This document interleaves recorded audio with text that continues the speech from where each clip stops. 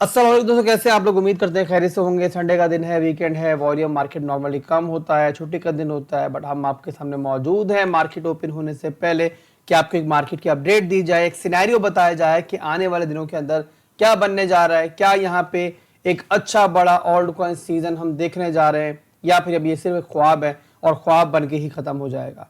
तो वीडियो को स्टार्ट करते हैं दोस्तों बिना किसी देरी के। बिटकॉइन के चार्ट पे ऑलरेडी मौजूद हूँ। लास्ट वीडियो देखी है आपने, जब बिटकॉइन चल रहा था 1,14,000 की रेंज में, 15,000 की रेंज में, तो बताया था मैंने कि पैनिक करने की जरूरत नहीं है, कोई टेंशन की बात फिलहाल नहीं है। चार्ट अच्छे दिख रहे हैं ऑल्ड कॉइन के भी, और बिटकॉइन भी अच्छा दिख रहा है। तो आप लोग यहाँ पे इसको बाइंग अपॉर्चुनिटी कंसीडर करो।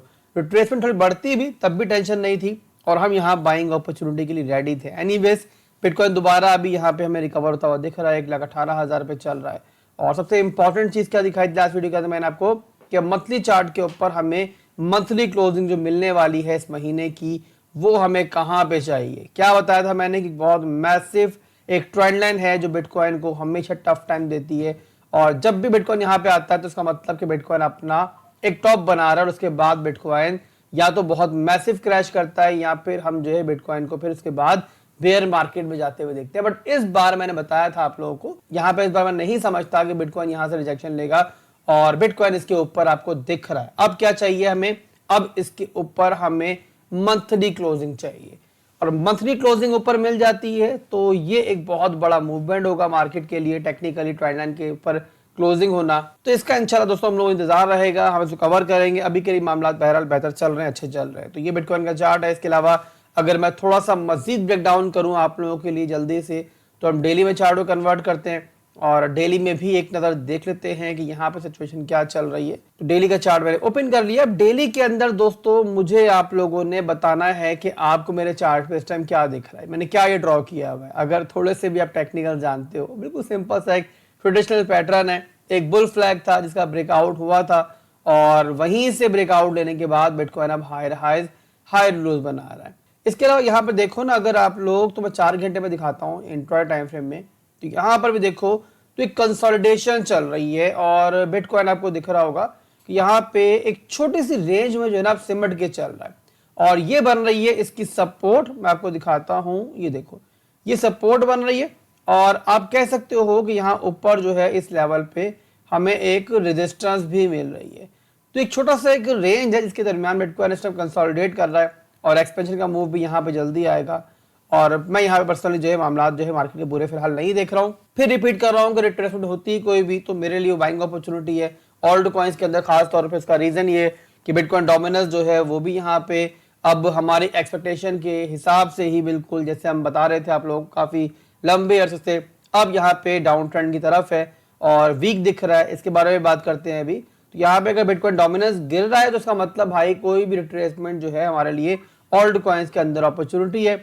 और मैंने बताया था कि डोमिनेंस गिरने का मतलब ये होता है कि बिटकॉइन जहां से भी थोड़ा बहुत रिकवर करना स्टार्ट करेगा, ओल्ड कॉइन स्पीड से रिकवरी करेंगे। एनीवेज बिटकॉइन की जो एनालिसिस है हमारे, उनकी क्लोजिंग हम इस बात पे करेंगे, आपको चार्ट पे एक चीज दिखाई करेंगे कि ये देखो रिट्रेसमेंट हुई थी ना, और मंथली टाइम फ्रेम बताया मैंने कि हमारे पास एक ट्रेंड लाइन है जिसका ब्रेकआउट वीकली में हो चुका है, मंथली में क्लोजिंग मिलना बाकी है। तो वीकली में आप जस्ट देखो कि ये रिट्रेसमेंट हुई थी, और कितनी खूबसूरती के साथ बिटकॉइन ने इस ट्रेंड लाइन को एज ए सपोर्ट रिट्रेस किया है, और अब यहाँ पे रिकवर होकर दोबारा ऊपर चल रहा है। तो यहाँ वीकली क्लोजिंग हमें एक और मिलेगी, और वीकली क्लोजिंग जो होगी वो दोबारा बिगनेस के ऊपर होती है, तो ये भी यहाँ पर एक पॉजिटिव चीज है। तो यहाँ वीकेंड क्लोजिंग से पहले मामला जो हैं बिल्कुल वैसे ही हैं जैसे पहले चल रहे थे, और अब यहाँ पर मेरी नजर रहेगी क्लोजिंग्स के ऊपर, और उसके बाद इंशाल्लाह फर्दर बिटकॉइन को एनालाइज करेंगे। अभी के लिए चलते हैं इंपॉर्टेंट मुद्दे की तरफ, और वो है ओल्ड कॉइन्स, कि ओल्ड कॉइन्स के अंदर अभी क्या चल रहा है और कमिंग डेज में हम क्या देख सकते हैं। तो उसके लिए बिटकॉइन डोमिनेंस चार्ट में ओपन करता हूं और यहाँ पे दिखाता हूं आपको। तो वीकली चार्ट मैंने ओपन किया है। वीकली के अंदर सबसे पहली चीज क्या है इस टाइम, कि बिटकॉइन डोमिनेंस का स्ट्रक्चर जो है वो ब्रेक हो चुका है। यानी कि इसका मतलब ये हुआ कि वीकली के अंदर डोमिनेंस जो है वीक है, और जो इस टाइम एक लोअर हाई का मूव चल रहा था, एक बेरिश मूव ही होगा, और रेजिस्टेंस का रिटेस्ट होगा। पर्सनली मैं एक्सपेक्ट कर रहा हूं कि डोमिनेंस इस तरीके से दोबारा रिजेक्ट होगी, नीचे की तरफ आई कमिंग वीक्स के अंदर। और डोमिनेंस का रिजेक्ट होना, गिरना, मतलब समझ सकते हो आप लोग कि पैसा बिटकॉइन से निकले और ओल्ड कॉइन्स में आए। तो यहाँ पे ओल्ड कॉइन्स के लिए हालात जो है मुझे अच्छे ही दिख रहे हैं, और यहाँ पे अगर डोमिनेंस बढ़ती भी है और सूरत के अंदर हमें ओल्ड कॉइन्स के अंदर रिट्रेसमेंट मिलती भी है, तो फिर रिपीट कर रहा हूँ कि मैं वहां पर डिफरेंट ओल्ड कॉइन्स के अंदर बैठा हुआ हूँ, देख रहा हूँ कि वो मुझे डिमांड जोन पे मिले तो मैं आप लोगों को उनके अंदर फर्दर भी सेटअप दूं। अल्हम्दुलिल्लाह हम लोगों ने नीचे के लेवल जो बाइंग की थी उसके अंदर हम लोग आज एक मैसिव प्रॉफिट में बैठे हुए हैं। तो यहाँ पे आप लोग बस ठीक टाइम पे जो है ना रेडी रहा करो। और मैंने हमेशा समझाया कि जब भी मार्केट अप ट्रेंड में है तो आप रिट्रेसमेंट से घबराया मत करो।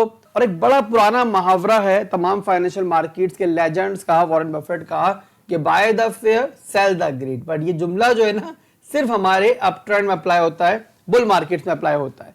तो ये दोस्तों बिटकॉइन डोमिनेंस की इस टाइम सिचुएशन चल रही है। वीकली के अंदर, डेली के अंदर, यानी कि तमाम मैक्रो लेवल्स के अंदर डोमिनेंस जो है वो इस टाइम वीक दिख रही है। सिर्फ 4 घंटे के अंदर थोड़ी सी स्ट्रेंथ यहाँ पर हमें भी दिख रही है, बट ये स्ट्रेंथ जो है मेरे हिसाब से बहुत देर तक नहीं चलेगी और ब्रेकडाउन जो है हमारे जो प्रीवियस लो से नीचे हमें इसमें भी मिल जाएगा। इसके बाद चलते हैं डिफरेंट ओल्ड कॉइन्स की तरफ, उन पर भी नजर डालते हैं कि कौन से ऐसे ओल्ड कॉइन्स है चार्ट पे अच्छे दिख रहे हैं और कौन से बड़े ओल्ड कॉइन्स हैं कि जिनके लिए सामने फिलहाल हर्डल्स बाकी हैं। तो उसके लिए हम लोग कॉइन मार्केट कैप पे चलते हैं और जो टॉप ओल्ड कॉइन्स हैं उनको यहाँ पे देखते हैं। इथीरियम के बारे में तो बात करने की मेरे ख्याल जरूरत नहीं है, बहुत बार बात कर चुके हैं इसके बारे में लास्ट डेज के अंदर भी, और ये अभी भी उसी रेंज में चल रहा है। मिड टर्म में इसको लेकर मैं पॉजिटिव हूँ और ये अपना ऑल टाइम हाई तोड़ेगा ये मैं समझता हूँ। तो उससे पहले ये डिमांड जोन पे दिखेगा तो आप न्यू सेटअप जो है इसमें ले सकते हो। और हमारी इंटरेस्ट बहरहाल इसमें बहुत नीचे है और हमने बड़े जबरदस्त लोकल बॉटम जो है इस बार भी इसके पकड़े हैं। तो अल्हम्दुलिल्लाह हम लोग इसमें प्रॉफिट में हैं और फर्दर अगर मुझे दिखेगा डिमांड जोन पे दोबारा तो मैं आपको इसका सेटअप बना के दे दूंगा। अभी के लिए बहरहाल ये अपने लोकल रेजिस्टेंस के ऊपर है। इसके अलावा XRP के अंदर 2.3 पे आपकी एंट्री करवाई गई थी और इसके बाद जब ये टॉप पर था यानी कि इस रेंज में था तो मैंने बता दिया था कि यहाँ पर मैं एक्सपेक्ट कर रहा हूँ कि अब यहाँ पर ये ब्रेकडाउन की तरफ जाएगा। 3.4 से लेकर 3.5 की रेंज में चल रहा था और बताया था मैंने कि फिलहाल के लिए न्यू एंट्रीज नहीं बनती हैं, आप यहाँ पे इसके रिट्रेसमेंट का वेट करो। और कुछ डिमांड जोन्स मैंने बताए थे, एक डिमांड जोन था इसका ये और सेकंड डिमांड जोन था इसका ये वाला। और जो बेहतर डिमांड जोन्स हैं यानी कि वीकली के डिमांड जोन्स हैं कि जहां पे अगर XRP मिले तो जाहिर सी बात है इनमें अच्छी एंट्रीज बनेंगी और इसमें एक अच्छी बड़ी स्विंग एंट्री बनेगी। तो वो हमारे ये वाला लेवल है जहां पे तभी दिखेगा जाहिर है जब बिटकॉइन नीचे आया और ये 2.4 का एरिया $2 का एरिया है। तो ये मेजर डिमांड जोन्स हैं। ये हो गया XRP। इसके अलावा अगर फर्दर बात करें हम लोग कुछ ओल्ड कॉइन्स की तो सोलाना है। सोलाना ने भी यहाँ पर हमारे बताए हुए डिमांड जोन से बाउंस बैक कर लिया है। लास्ट वीडियो के अंदर बताया था मैंने कि यहाँ पर आप एक छोटी सी एंट्री ले सकते हो। कहाँ बताई थी तो मैं चार्ट इसका ओपन करता हूँ डेली के अंदर। ये देखो आप लोग ये 2 डिमांड जोन मैंने मार्क किए हुए, आपको बताया था कि एंट्री यहाँ बना सकते हो, नीचे आएगा तो इस लेवल पर डीसीए कर लेना।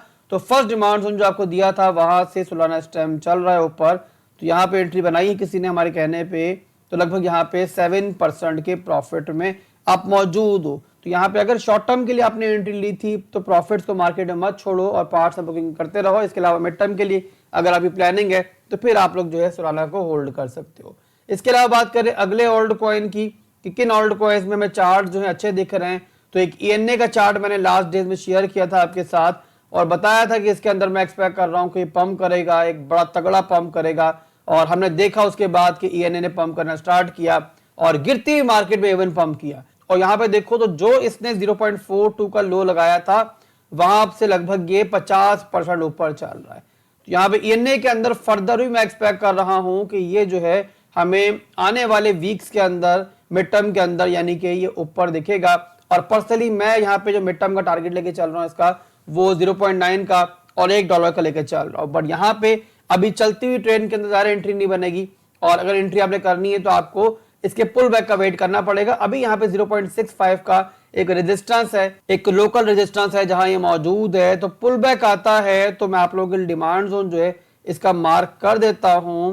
तो ये डिमांड जोन है जो आप नजर में रखो, ठीक है।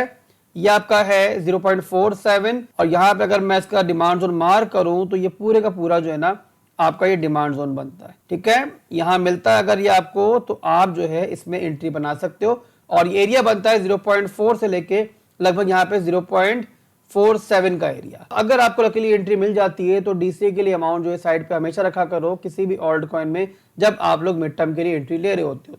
इससे अगला ऑल्ट कॉइन हम देख लेते हैं लिंक, जिसके बारे में मैंने आपसे शेयर किया था कि इसकी बहुत अच्छी फंडामेंटल अपडेट है जब बिटकॉइन ने ब्रेकआउट नहीं किया था और बताया था मैंने कि इसमें भी आपको अनकरीब अच्छी मूव्स देखने को मिलेंगी। तो यहाँ पर आपके सामने है कि लिंक इस टाइम $19 पे चल रहा है और $20 का एक हाई भी लगा चुका है लास्ट डेज के अंदर।